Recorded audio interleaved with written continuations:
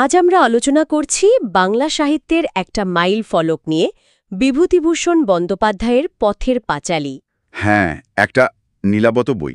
আমাদের কাছে যে সূত্রগুলো আছে সেগুলো এই উপন্যাসটাকেই নানা দিক থেকে দেখবার চেষ্টা করেছে। ঠিক। আচ্ছা, বইটা তো বেরিয়েছিল ১৯২৯ সালে, মানে প্রায় ১০০ বছর হতে চলল। হ্যাঁ, বেশ পুরনো। কিন্তু কি আশ্চর্য, আজও এটা একই রকম প্রাসঙ্গিক, তাই না? বাংলা সাহিত্যর একটা স্তম্ভ বলা চলে। অবশ্যই। আমরা এই আলোচনায় দেখব কেন এটা এত গুরুত্বপূর্ণ, মানে চরিত্র, বিষয়বস্তু আর এর দীর্ঘস্থায়ী প্রভাবটা ঠিক কোথায়। আচ্ছা। গল্পের সেটিংটা তো অনেকেরই চেনা, নিশ্চিন্দিপুর গ্রাম, মানে পশ্চিমবঙ্গের এক গ্রাম। হ্যাঁ, একদম গ্রামের পটভূমি। আর সেই দরিদ্র ব্রাহ্মণ পরিবার, হরিহর রায়, তার স্ত্রী সর্বজয়া, তাদের মেয়ে দুর্গা আর ছেলে অপু, আর অবশ্যই ইন্দির ঠাকুরুন। ওই চরিত্রগুলো মানে অসাধারণ সব চরিত্র।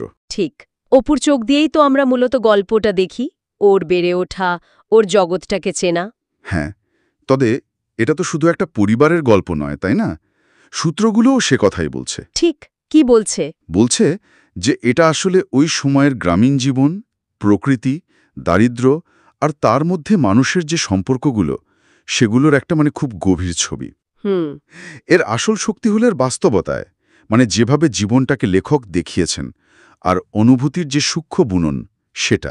এই বাস্তবতার সূত্র ধরেই যদি বলি দারিদ্র্য, ওটা তো একটা খুব বড় জায়গা জুড়ে আছে, তাই না? অবশ্যই, একেবারে কেন্দ্রীয় বিষয়। সূত্রগুলো বলছে এটা শুধু অভাবের গল্প নয়, বরং অভাবটা কিভাবে মানুষের স্বপ্ন, তার ইচ্ছেগুলোর সাথে একটা টানাপোড়েন তৈরি করে। একদম। হরিহরের কথাই ধরুন, তার মনে কত স্বপ্ন, কাশী যাওয়া, ভালো কিছু করা। হ্যাঁ, কিন্তু বাস্তব পরিস্থিতি তাকে বারবার পিছনে টেনে ধরে। এই যে দ্বন্দ্বটা। আর এটা শুধু অর্থনৈতিক দারিদ্র্য নয়, তাই তো? এটা তো চরিত্রগুলোর মনেও ছাপ ফেলে। ঠিক তাই। যেমন ধরুন সর্বজয়া, একদিকে যেমন মায়ের স্নেহ, আবার অন্যদিকে ওই দারিদ্র্যের জন্য একটা চিন্তা, একটা বিরক্তিও কাজ করে। দুর্গার ওই ছোটখাটো চুরির ঘটনাগুলো। হ্যাঁ, ওগুলো কি শুধুই ছেলে মানুষই, নাকি ওই অভাববোধ থেকেই আসা? এই প্রশ্নগুলোও কিন্তু মনে আসে। সূত্রগুলো এই মনস্তাত্ত্বিক দিকগুলো নিয়েও কথা বলছে। একদম। আচ্ছা, এই যে দারিদ্র্যের একটা রুক্ষ ছবি, তার পাশেই কিন্তু আবার প্রকৃতি। বিভূতিভূষণের প্রকৃতি বর্ণনা তো বিখ্যাত, অসাধারণ। সূত্রগুলো বলছে প্রকৃতি এখানে শুধু ব্যাকগ্রাউন্ড নয়, এটা নিজেই যেন একটা চরিত্র। ঠিক। অপু আর দুর্গার জীবনে এই প্রকৃতির কি ভূমিকা? শুধু খেলার জগৎ, নাকি আরও কিছু? আপনার কি মনে হয়? আমার মনে হয় এটা দুই। একদিকে যেমন মুক্তি, ওই কাশবন, রেল লাইন দেখা, আম কুড়োনো, এগুলো তো ওদের কঠিন জীবন থেকে একটু পালানোর পথ। হ্যাঁ, আনন্দের মুহূর্ত। আমার অন্যদিকে প্রকৃতি কিন্তু ভয়ঙ্করও। ঝড় আসে, বর্ষা আসে, সাপখোপের ভয়। এটাও তো জীবনেরই অংশ, সংগ্রামের প্রতীক। এত জীবন্ত। সম্পর্কের কথাও তো বলতে হয়, ভাই বোনের ওই টান, অবিচ্ছেদ্য। মা ছেলের সম্পর্ক, আবার ধরুন ইন্দির ঠাকুরুনের সাথে সর্বজয়ার যে একটা চাপা সংঘাত। হ্যাঁ, এই সম্পর্কগুলো কিন্তু খুব জটিল, খুব বাস্তব। বিভূতিভূষণ এগুলোকে সরল করে দেখাননি। ঠিক। দারিদ্র্যের মধ্যেও যেমন স্নেহ, ভালোবাসা আছে, তেমনি বিরক্তি, দূরত্ব, সংঘাতও আছে। ইন্দির ঠাকুরুনের শেষ জীবনটা বা দুর্গার চলে যাওয়া, এগুলো খুব কঠিন, বাস্তব। হ্যাঁ, হৃদয় বিদারক। এই যে নির্মোহভাবে কিন্তু খুব মায়া দিয়ে বিষয়গুলো তুলে ধরা, এটাই লেখার জোর। ভাষার কথায় আসি। ভাষাটা তো খুব সহজ, আটপোড়ে, কিন্তু এর মধ্যে একটা টান আছে, একটা গভীরতা আছে। সূত্রগুলো এর কাব্যিক গুণের কথা বলছে। ঠিক কি অর্থে? কাব্যিক গুণ মানে ধরুন লেখক খুব সাধারণ দৃশ্য, সাধারণ ঘটনাকে একটা অন্য মাত্রায় নিয়ে যান, একটা অনুভূতি তৈরি করেন। যেমন ধরুন ওই বৃষ্টির বর্ণনা, বা প্রথমবার ট্রেন দেখার পর অপুর মনের অবস্থা।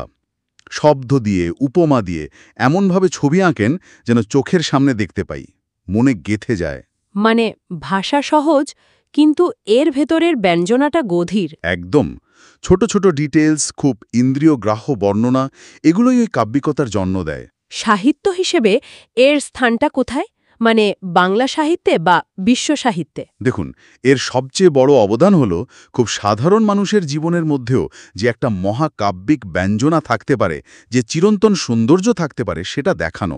হরিহর, সর্বজয়া, অপু, দুর্গা এরা তো খুবই সাধারণ। হ্যাঁ, কিন্তু তাদের আশা, নিরাশা, লড়াই এগুলো তো সব মানুষের গল্প।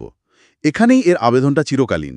আর সত্যজিৎ রায়ের সিনেমাটা ১৯৫৫ সালের সেই ছবি? ওহ, সেটা তো একটা মাইল ফলক। সিনেমাটা এই উপন্যাসকে আন্তর্জাতিক স্তরে পরিচিতি দিয়েছে। শুধু পরিচিতি নাকি আরও কিছু? আরও অনেক কিছু।